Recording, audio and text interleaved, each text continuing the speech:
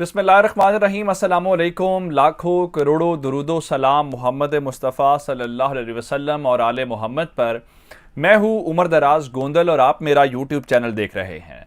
जंग चल रही है और इस जंग के दौरान जो कुछ हो रहा है वो तो आपको बताऊंगा कि कीव के अंदर सूरत हाल गड़बड़ होती जा रही है और वहाँ पे रूस की जो फौज है वो बमबारी कर रही है। फिर आपको ये भी बताऊंगा कि रूस ने यूक्रेन को उसकी ईंट से ईंट बजाना या उसकी हर चीज को मलिया मिट करने के लिए 600 मिसाइल फायर करने का रिकॉर्ड कायम कर दिया है। 600 मिसाइल हमले करके उसके बाद क्या सूरत हाल होगी आप उसको इमेजिन कर सकते हैं। लेकिन इससे बड़ी खबर हमारे पास है। खबर यह है कि इस लम्हे पुतिन या रशियंस ये याद रखेंगे कि कौन उनकी मदद कर रहा है, कौन उनके खिलाफ है। और जिस तरह से पाबंदियां लगाने वाले हैं या उनके साथ अपनी एयर स्पेस बंद करने वाले हैं, उनके खिलाफ असलहा देने वाले हैं, वो कह रहे हैं हम उसको भूलेंगे नहीं। एक ऐसी ही कोशिश इंडियंस ने की है। इंडिया के ऊपर बहुत दबाव था वेस्ट की जानिब से और वो उनको कह रहे थे कि ठीक है, फिर अगर आप रशियंस को कंडेम नहीं करते, उनके खिलाफ इकदाम नहीं करते, तो फिर आप जाने और चीन जाने, हम आपके खिलाफ क्यों खड़े हैं। चीन आपको अगर डरा रहा है तो आप जाएं। जिसके बाद पहली बार इंडियंस ने इस जंग के बीच में रशियंस की पीठ में छुरा घोंप दिया है, उनको एक बड़ा नुकसान पहुंचाया है। क्या उनके साथ किया है, कितने मिलियन डॉलर की उनको धोखा दिया है, ये मैं आपके सामने रखूंगा। फिर एक और मेरे पास जो बड़ी स्टोरी आज की है यूक्रेन के मुतालिक, तो आपने बहुत सुना होगा कि उस मुल्क की तरफ से उसको असलहा आ गया, जहाज आ गया, इतने अफराद लड़ने के लिए आ गए। आपने अभी तक ये नहीं सुना होगा कि किसी मुल्क ने रशिया में भी अपने फौजी भेज दिए हैं और वो तैयार हो गए उनके साथ मिलने के लिए और उनके साथ मिलकर लड़ने के लिए। तो मेरे पास खबर ये है कि मशरक़ वुस्ता से फौजी आना शुरू हो गए हैं और पहली बार रशियंस के पास भी किसी दूसरे मुल्क की फौज आ गई है। ये किस मुल्क की फौज है और क्या पर्पस है, क्या काम करेंगे, कहां पे लड़ेंगे, ये तमाम डिटेल्स आपके सामने रखेंगे। लेकिन अगर आपने अभी तक चैनल सब्सक्राइब नहीं किया और आप चाहते हैं कि आपको मुस्तनद और बरवक्त खबरें मिलती रहें, तो हमारा चैनल सब्सक्राइब कर लीजिए, बेल आइकन के ऊपर क्लिक कर लीजिए ताकि हमारी आइंदा आने वाली वीडियोस बर वक्त आप तक पहुंच रहे। मैं इंडियन धोखे से पहले आपको ऑन ग्राउंड इस वक्त जो वॉर की अपडेट्स हैं वो देता हूं, फिर इंडिया वाली बात आपको बता देता हूं।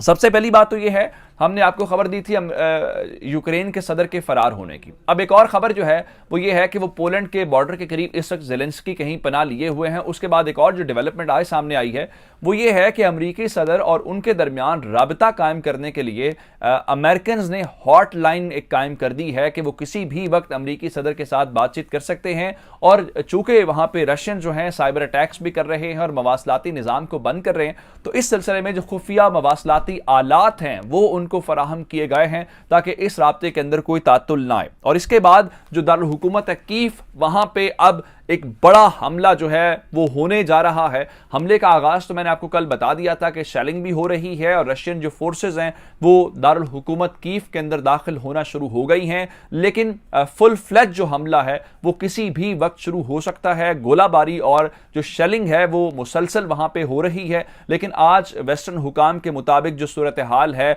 वो किसी भी वक्त यहां पे खराब हो सकती है। अब आप अंदाजा ये करें कि जो यूएस डिफेंस डिपार्टमेंट है वो ये बता रहा है कि रशियंस ने यूक्रेन को तबाह करने के लिए या यूक्रेन को मजबूर करने के लिए कि वो हथियार डाले और उसको शिकस्त देने के लिए 600 मिसाइल फायर किए हैं। शायद ये रिकॉर्ड होगा हालिया हिस्ट्री के दौरान कि किसी मुल्क के ऊपर किसी दूसरे मुल्क ने 600 मिसाइल हमले किए हों और इसके दौरान दर्जनों हलाकतें हुई हैं, मिलिट्री इंफ्रास्ट्रक्चर जो है वो तबाह किया गया है। और उसके बाद अब तक जो तादाद है वो 95% अपनी जो फोर्स है उन्होंने झोंक दी है यूक्रेन के अंदर। पहले ये नंबर 80% के ऊपर था, 15% मजीद इजाफा किया गया है। इसका मतलब है सिर्फ रशियन फौज के सिर्फ 5% फौजी अपने मुल्क के अंदर मौजूद हैं, जबकि 95% फौजी जो हैं वो इस वक्त जंग लड़ रहे हैं, या वो यूक्रेन बॉर्डर के ऊपर मौजूद हैं या वो यूक्रेन के अंदर इस वक्त पेशकदमी के अंदर हिस्सा ले रहे हैं। एक और बात कि इस जंग के दौरान जैसे इमरान खान गए तो एक रशियन मिनिस्टर ने पाकिस्तान के जर्नलिस्ट को कहा कि हमें अंदाजा है कि पाकिस्तान जारी बात है ना बॉर्डर लगता है ना हम उस तरह से कोई वेपन पाकिस्तान से लेते हैं, तो हमें इस बारे में तो कोई नहीं, हम कहें पाकिस्तान को जंग में हमारा रोल प्ले करेगा, लेकिन जिस वक्त में उन्होंने दबाव मुस्तरद करके पाकिस्तान के वजीर आजम आए हैं रशिया, हम रशियंस उसको कभी भी नहीं भूलेंगे। दूसरी जानिब इंडिया जो एक लिहाज से अमेरिका का भी इत्तेहादी है, जो रूस का भी इत्तेहादी है, उसके ऊपर बहुत दबाव था। मैं आपको कल भी ये बता चुका हूं कि उनके ऊपर दबाव है कि आप कंडेम करें। आपने यूएन सिक्योरिटी काउंसिल के 2 इजलास और फिर उसके अंदर यूएन जनरल असेंबली का इजलास, वहां पे आपने एब्सटेन किया है, वोटिंग से आप भागे हैं, तो ये बर्दाश्त उनको नहीं है। इसलिए ये दबाव था उनके ऊपर। और दबाव क्या था उनसे? वो सिंपल बात ये कर रहे थे कि जब चाइनीज से मदद लेना होती है तो आप हमारी तरफ देखते हैं, क्वाड की तरफ देखते हैं, और चाइनीज का इत्तेहाद किन के साथ है? रशियंस के साथ है। अगर आप हमारी मदद नहीं करेंगे तो हम आपको चाइना के खिलाफ मदद नहीं देंगे। फिर आप जाने और चाइनीज जाने, और इस चीज़ को लेके इंडियंस को बहुत डर लगता है चाइनीज से, तो उन्होंने उस के सामने अब हथियार डालना शुरू कर दिए हैं। और जंग के दरमियान में, जिसको रशियंस भूल नहीं पाएंगे, मोदी ने प्यूटन की पीठ में छुरा घोंप दिया है और बाकायदा तौर पर अमरीकी दबाव के सामने इंडिया ने बाज़ाब्ता तौर पर हथियार डाल दिए हैं। और जो गैर जानिबदारी की पॉलिसी थी उसके ऊपर पहला इंडिकेटर आ गया है। और उसके बाद जो है इंडिया ने अमेरिका को बाकायदा यकीन दहानी करवाई है। और यकीन दहानी करवाने के बाद जो ऐलान है वो ऐलान अमेरिकन सेनेट से हुआ है, इंडिया से नहीं हुआ।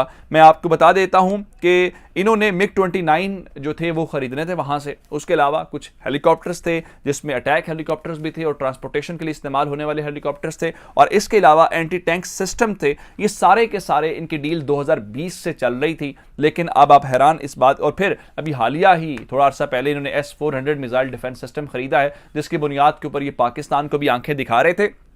तो अब जब ये सारा कुछ चल रहा है तो जनाब इंडिया ने रूस को वो खुद जो इंटरेस्ट उनको दिखाया था, जब खरीदे हुए जो तैयारे थे वो वापस कर दिए हैं। वापस से मुराद ये है इनकार कर दिया है, जिनके ऊपर डन हो चुका था, डील हो चुकी थी। कहा है कि हमने तैयारे आपसे नहीं लेने। सवाल ये है कि ये तैयारे लेने से इनकार क्यों किया गया? पहली बात अमरीकी दबाव। दूसरा, जो यूक्रेन जंग के अंदर वो अपने जो मगरबी इत्तेहादी हैं उनको खुश करना चाहते हैं। और फिर आगे चल के एक वजह अमरीकी पाबंदियां भी हैं कि अमेरिकन सैंक्शंस जो हैं, पहले S-400 के ऊपर तो आपने ये कहा कि चाइनीज के खिलाफ है तो अमेरिकन खामोश रहे, लेकिन अब जब जंग के दौरान आप उनसे हथियार खरीदने की कोशिश करेंगे तो अमेरिकन उस चीज़ को लेके बिल्कुल बर्दाश्त नहीं करेंगे। लेकिन अब एक और सवाल ये है कि अगर आप रशियन से असलहा नहीं लेंगे, ये वेपन्स नहीं लेंगे, तो इस बारे में अमेरिकन ने उनको क्या तसल्ली दी है जिसकी बुनियाद के ऊपर ये फैसला लेने में वो थोड़े से हिचकिचाए नहीं हैं, या वो फैसला उन्होंने ले लिया है? तो इस बारे में इतलात ये है कि अब शायद जो वेस्टर्न एलाइज हैं, जिसमें फ्रांस सर फहरिस्त है, जो पहले भी इनको राफेल तैयारे दे रहा था, तो शायद जो फ्रांस वाले हैं वो उनको तैयारे दें। और उसके अलावा इंडियंस ये भी कह रहे हैं, उनकी जो मुख्तलिफ साइट्स हैं, कि जी हम वो जो डिपेंडेंसी है हमारी रशियंस के ऊपर, रशियन वेपन्स के ऊपर, हम उसको ख़त्म करके हम वेस्टर्न की तरफ जाना चाहते हैं। तो ये भी एक बड़ी वजह है। दूसरे नंबर के ऊपर चल के एक और जो बड़ी डेवलपमेंट मैं आपको बताना चाहता हूँ,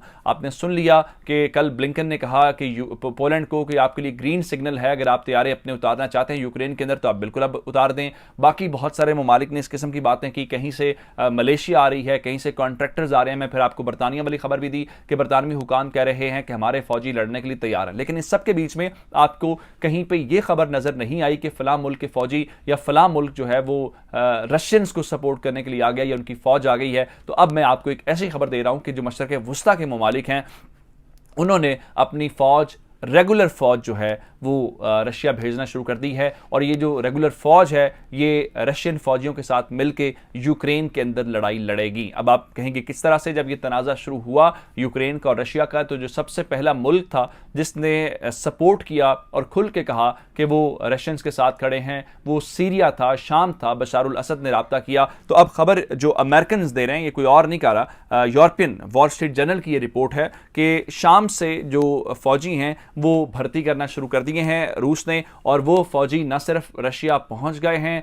वहां पे ट्रेनिंग उनकी हो रही है और उनको जो है वो डिप्लॉय किया जाएगा रशियन फौज के साथ यूक्रेन के अंदर। और कुछ मजीद पहुंचने वाले हैं, वहां पे उनको भर्ती कर दिया गया है, सिलेक्शन उनकी हो गई है। लेकिन ये तादाद कितनी है, कितने हजार या सैकड़ों में है, इस बारे में वॉल स्ट्रीट जर्नल ने भी कुछ नहीं बताया। लेकिन अमेरिकन ने यह बात जरूर बता दी है कि शामी फौज जो है वो यूक्रेन के अंदर आ रही है, जो रूस के साथ मिलकर यूक्रेनियों के ऊपर हमले करेगी। अब एक और बात जो मैं आपको बताना चाहता हूं मुज़ाकरात के दो दौर राउंड्स हो चुके हैं इनके दरमियान, मॉस्को और कीव के दरमियान, यानी रशिया और यूक्रेन के दरमियान। आज जो है वो खबर ये आई है कि शायद मुज़ाकरात का जो तीसरा राउंड है वो भी एक्सपेक्टेड है। कल ये बात आई थी, तो आज मंडे के रोज़ हो सकता है। फिर इस हवाले से एक और बड़ी खबर इस जंग को लेके, जो इस वक्त ओवरऑल सिचुएशन ख़राब है, खासकर एशिया के अंदर।